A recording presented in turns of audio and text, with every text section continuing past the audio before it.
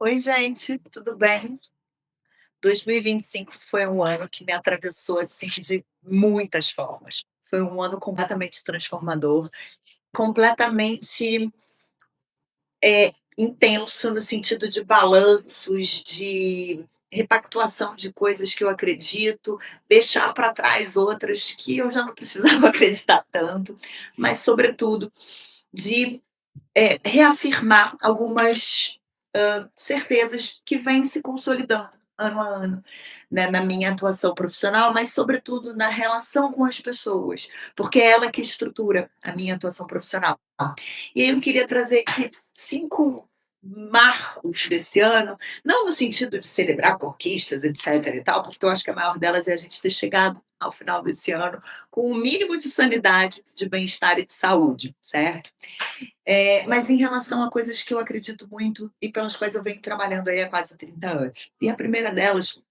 é essas questões ligadas à nossa reputação, a maneira como a gente intenciona que as outras pessoas falem sobre nós quando a gente não estiver presente. E o quanto que isso se mostrou fértil, sabe? E o quanto que se mostrou acertado ao longo da minha trajetória, em relação a validar algumas escolhas que eu fiz por alguns sims que eu disse, alguns nãos que eu mantive, alguns nãos que se transformaram em sims, sims que se transformaram em nãos, mas sobretudo numa, hã, numa negociação comigo mesma em relação a quem eu sou,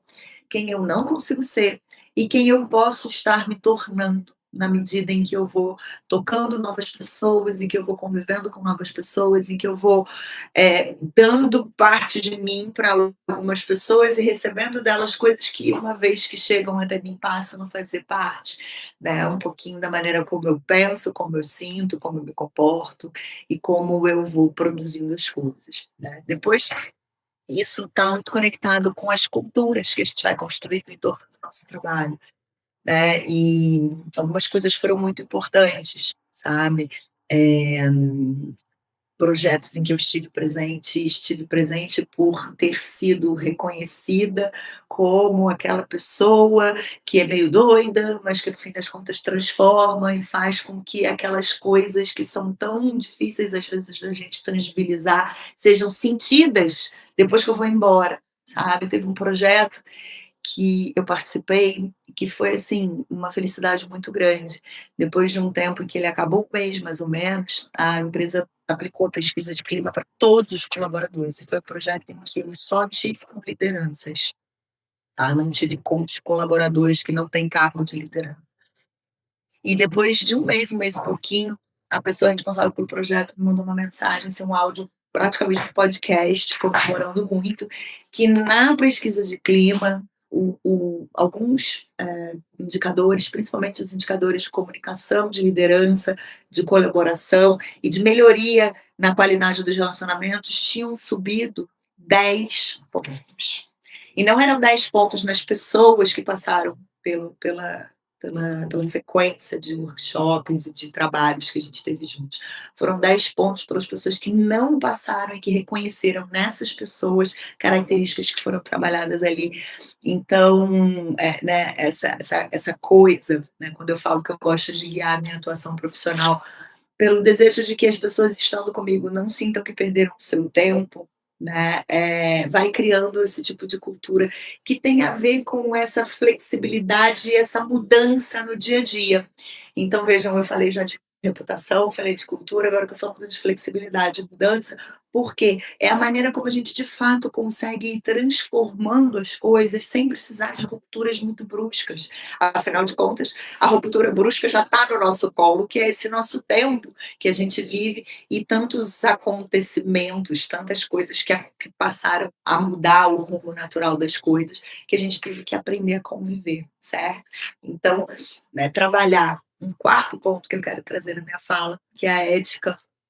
nas relações, sabe? A gente basear as nossas relações por uma forma de estruturá-las em que a gente de fato privilegie sermos positivos uns para os outros. Nada de positividade tóxica, vocês sabem que eu tenho, assim, verdadeiro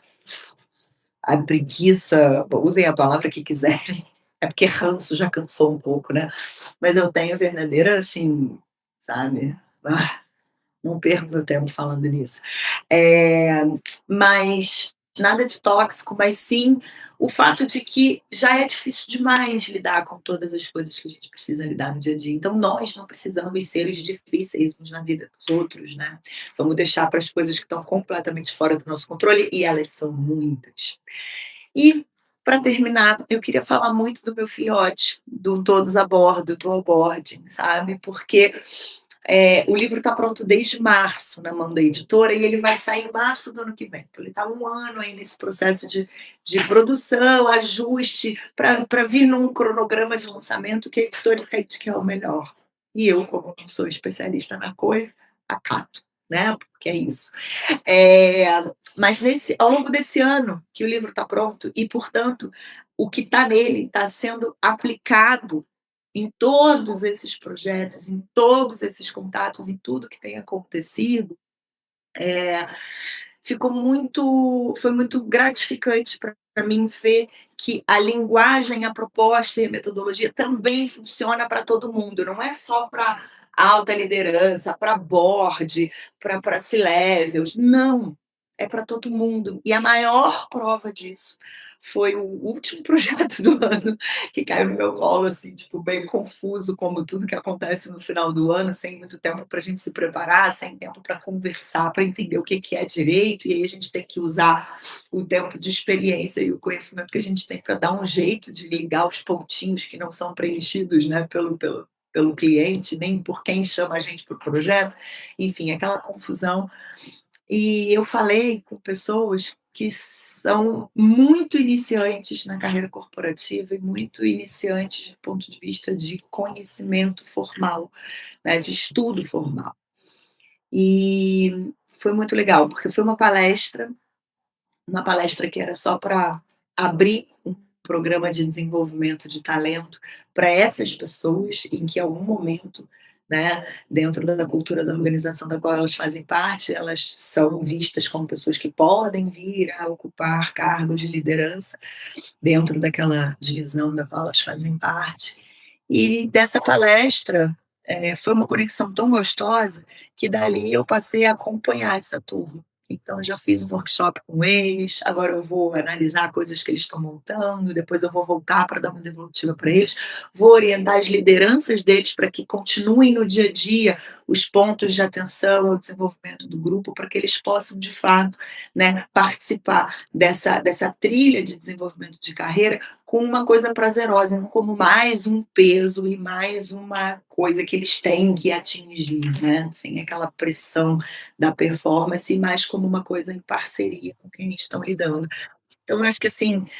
esses 5 pontos, a importância da reputação e da gente de fato ter clareza sobre quem a gente é e como é que a gente quer impactar as pessoas, as culturas que a gente cria em torno de nós e como a gente usa a nossa autonomia, o nosso poder de tomar de decisão e ação, né, para gerar espaços de qualidade em torno das nossas relações, a flexibilidade para trabalhar a mudança de acordo com a disposição das pessoas e com a conversa que a gente é capaz de estabelecer. Não estou dizendo que eu faço as coisas certas, não, mas eu acho que a intenção do chegar no resultado ajuda muito a que as outras pessoas também se abram para trocar, sabe, em vez da gente chegar dizendo que o caminho é esse, ponto, acabou, sabe. Então, basear nas nossas relações nesse tipo de ética e falar para todo mundo, considerar que todo mundo que está ali tem a chance de fato, participar desses processos, é, acho que uma vitória que eu trago esse ano, junto com várias outras derrotas, e que foi muito importante. Não quero me emocionar, mas é porque, junto com isso, tem um ponto de que tudo isso aconteceu num momento de muita transformação pessoal também na minha vida, sabe. Eu saí de uma questão muito difícil na minha vida